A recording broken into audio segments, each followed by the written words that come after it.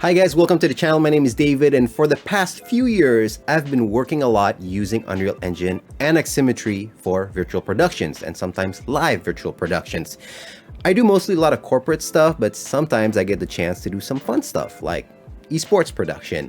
And the one thing that I've noticed is that no matter the client, no matter the project, in all my virtual sets, I would always need a virtual screen. All right, so what do I mean by a virtual screen? So basically, within a virtual set, you might have a few screens like you see in this one over here, which are props.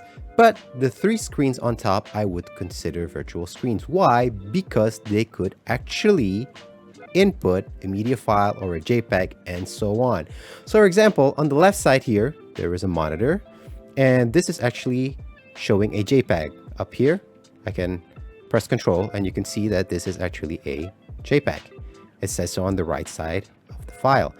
And the second screen is actually a video being played on loop. A video file over here. I could hover over the pin, hold Control. You can see this is a 4K MOV file playing on a loop.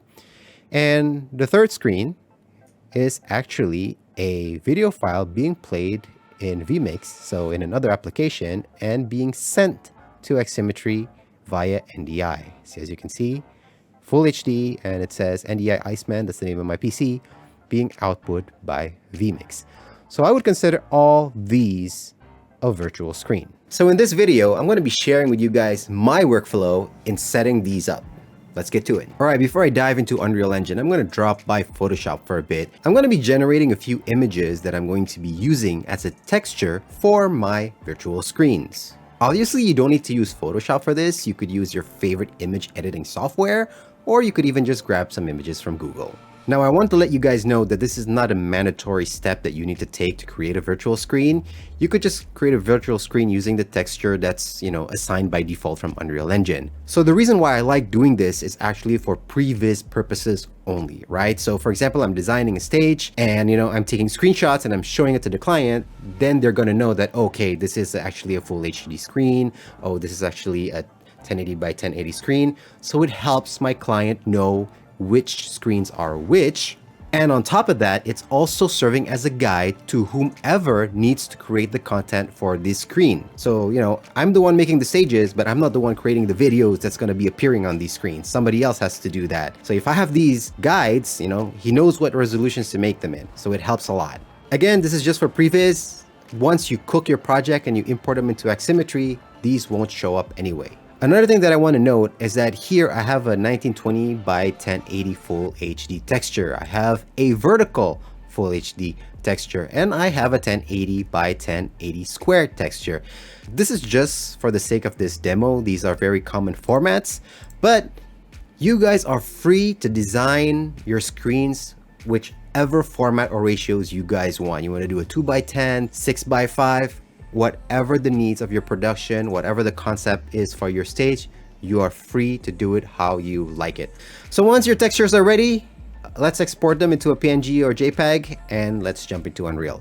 All right, so I'm going to be starting from scratch here. I'm using the latest Unreal editor for Aximmetry at the moment, which is compatible with Unreal Engine 5.1. So I'm going to make a new project, and I'm going to name it Virtual Screen. All right, so here we have our new level opened, and the first thing I'm going to do is right click, and I'm going to be making a new folder, and I'm going to be naming it Screens, all in capital.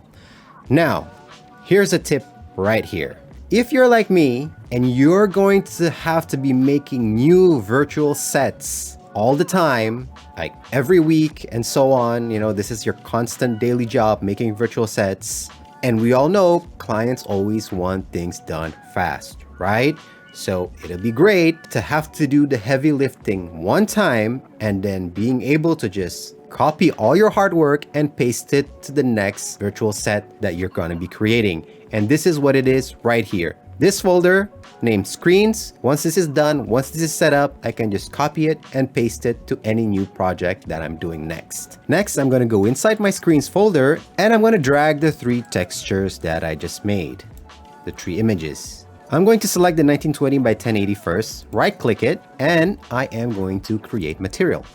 And I'm going to name it M for material underscore, and of course, I'm going to call it AXM for Aximmetry, and then underscore 1920x1080 so that I know this is for that specific resolution. Now, technically, I could just make one single material and use it for all my screens.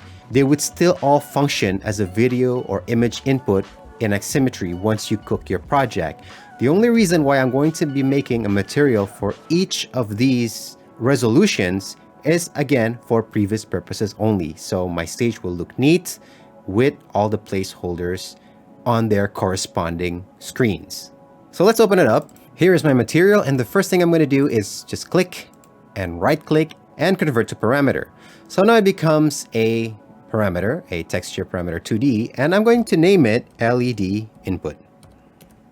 You have to remember what you named it because we are going to refer to this parameter later on in the blueprint. The next thing I like to do is, as you know, screens are emissive, right? So I like to plug in actually my texture into the emissive color, but I want to have control as to how emissive my texture is. And this is important because however emissive this texture will affect the input of the video that you will input into the screen in Aximmetry. So your video input could be overly blown out if you have too much emissive. So I need to be able to adjust how emissive it is. So I could just hold M and left click to create a multiply node, and I will add my RGB into the multiply and into the emissive color. Hold Alt and click to disengage the base color.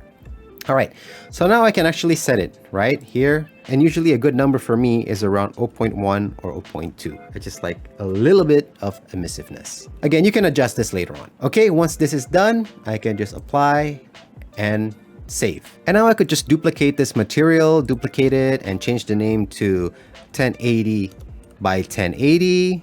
Okay, double click it. And because this material is going to be used for my square screen, I'm going to be using the 1080 by 1080 texture. So I'll just select it and select this node, and I could just drag it in. There you go. Apply and save. And then I'm going to duplicate it again. And this time I'm going to be making the 1080 by 1920. Then again, I'm going to select the corresponding texture, the 1080 by 1920, and I'm going to click this little arrow. There you go. Apply and save. And so now I have a material for each of my screen types. Next, I'm going to be making a blueprint. Right click, blueprint class, and actor. And I'm going to name it BP for blueprint underscore screen underscore 1920 by 1080. I'm going to double click it.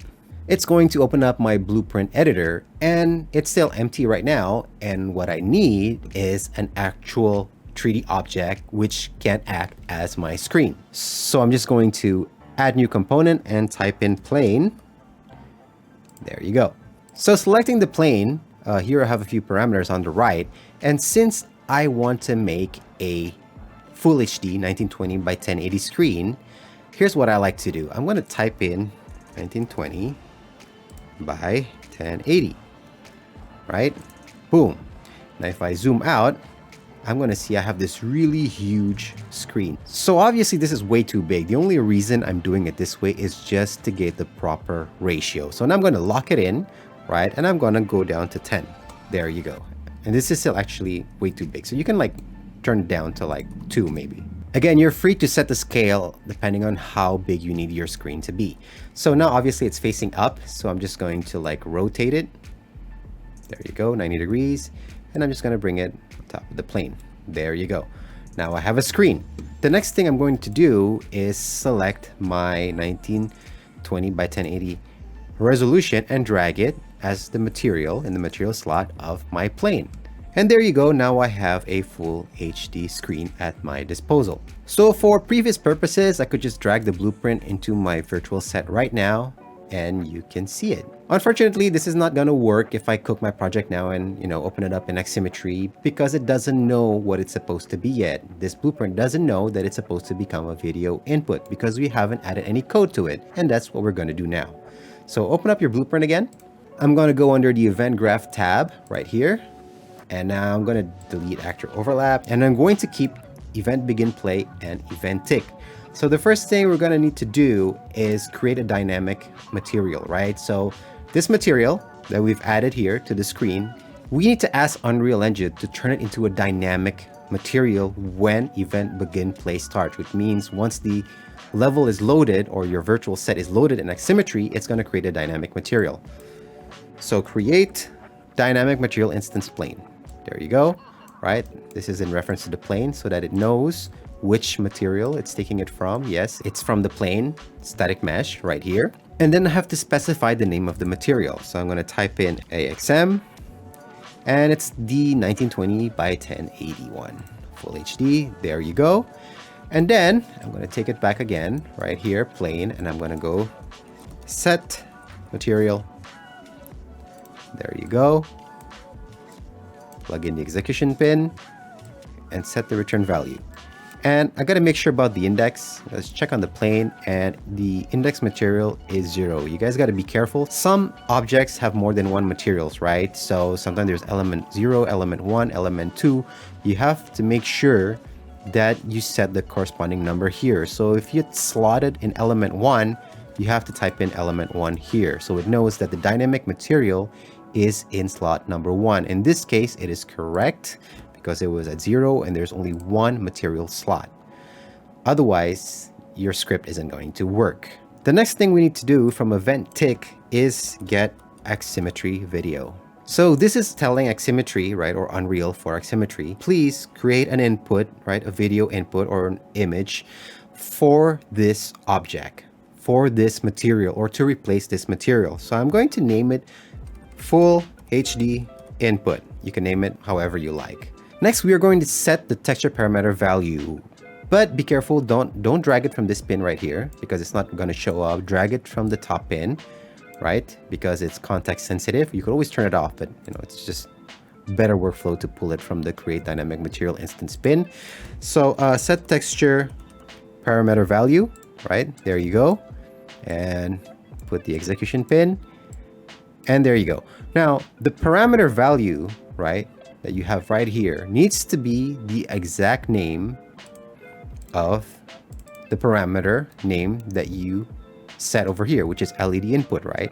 So because you're telling it right here that, okay, right, when the stage is loaded, create a dynamic material instance, right? This number, right, slot number 0, and I want you to turn the texture into a video input. It's basically what we're doing.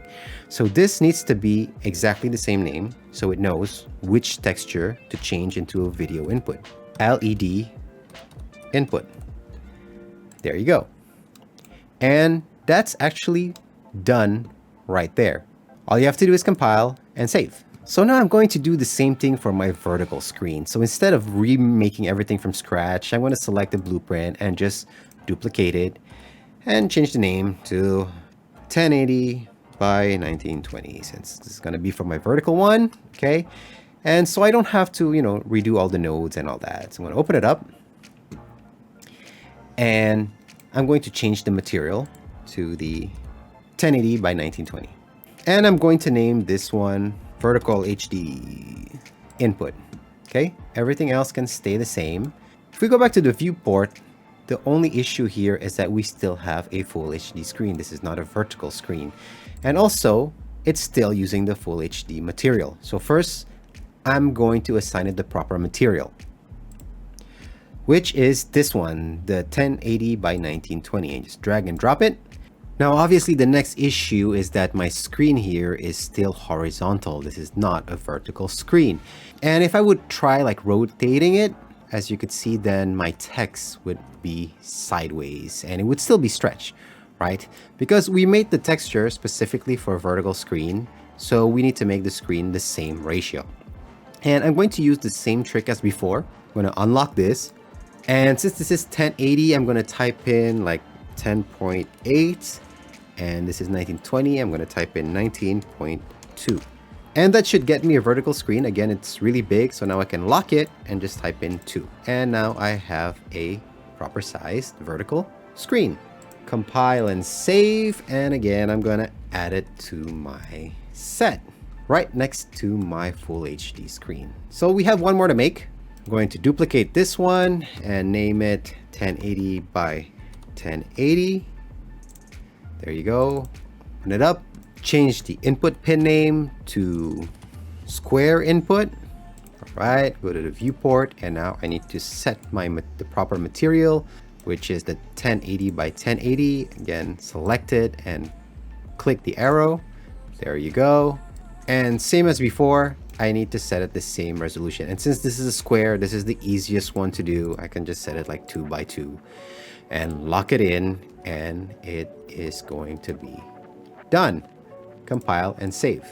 And again, I can drag it into my set. And there you have it. I have 3 different virtual screens to be used for my virtual production. And you can see I have all the assets here neatly under one folder: the texture, the material, and the blueprints. I could just copy paste this entire folder and bring it into my new project, and everything would still work. Now, before I jump into Aximmetry, I just want to cover one more thing, and this is, just in case some of you might run into this issue and wonder what's going on. Just in case, so I'm going to delete this one, and let's say I have this middle screen right here. It's like my main screen. It's in the middle, and then I have this 2 screens that are left, and I'm going to duplicate it and bring it to the right side. Now, as you can see, this screen right here, right, the full HD one, it's this blueprint, the full HD blueprint, and it has its input pin, the full HD one. And now these two, since this one is a copy of the other one, it's from the vertical one, right, the 1080 by 1920, which has the vertical HD input.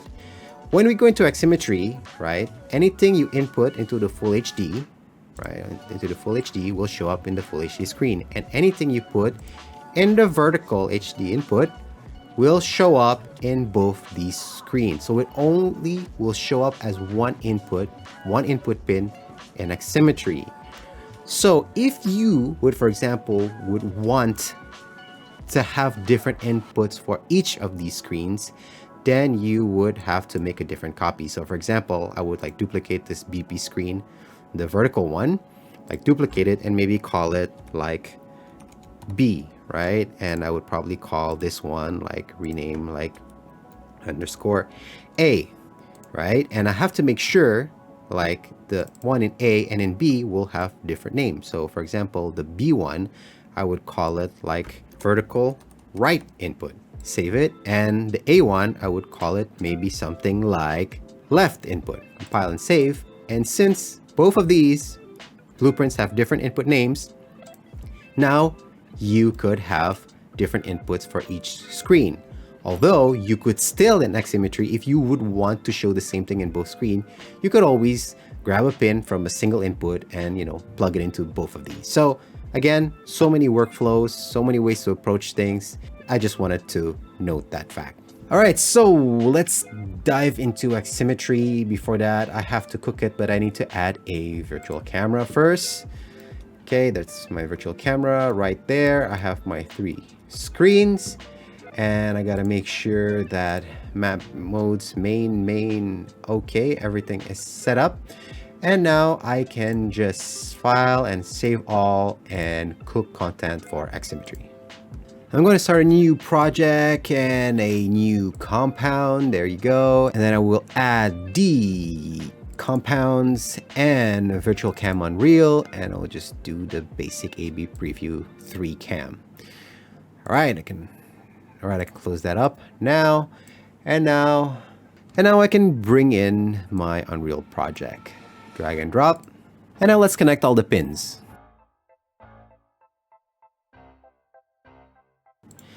And as you can see, I have 2 pins left in the bottom, and this is for the input for my full HD, the one in the center, and another one for the vertical LEDs. Now, because I copied the one from the left to the right, it's still showing as one input only. This is what I was saying earlier. If you want different inputs for each, you have to name them the pins differently and use the corresponding blueprint, one for the left and one for the right. And I'm going to stop the cam for now.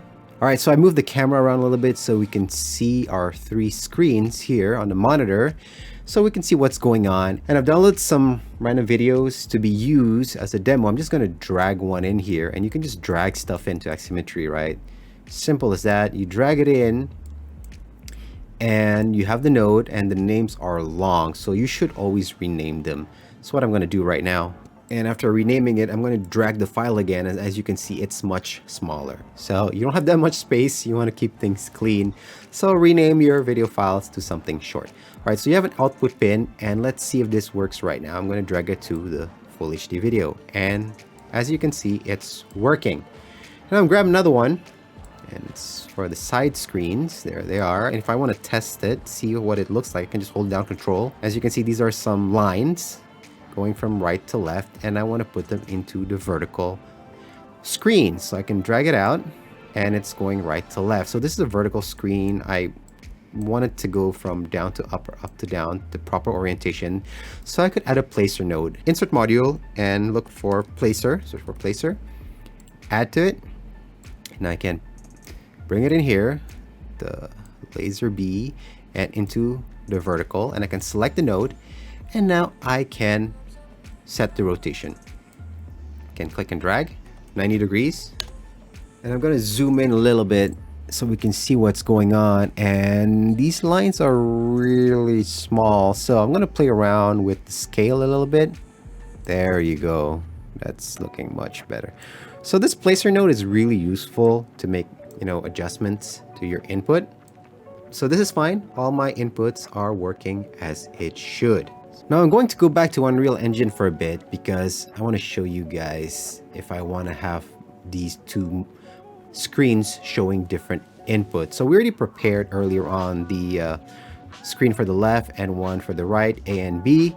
So now I'm going to check this one and select this one, and on the outliner, and I'm going to right click and replace with Replace Actor. Select the B one first of all, and then replace the actor with the B one. So these have different input pin names. So now if we save all and cook the project and open it up in Aximmetry again, we should have different input for each screen.